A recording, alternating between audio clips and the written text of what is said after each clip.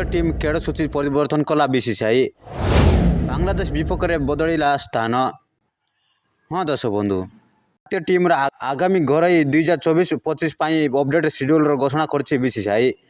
भारत और बांग्लादेश मध्य खेल प्रथम T20 मैच अक्टोबर 6 धर्मशाला होगा।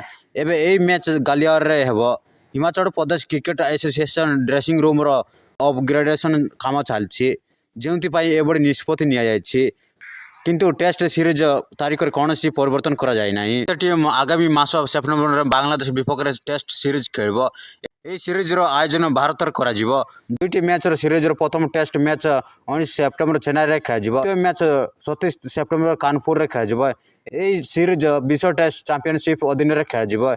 यापर भारतीय टीम T20 सीरीज खेल। प्रथम T20 मैच 6 अक्टोबर गालियर और द्वितीय T20 मैच 9 अक्टोबर दिल्ली, तृतीय T20 मैच 12 अक्टोबर हैदराबाद खेल।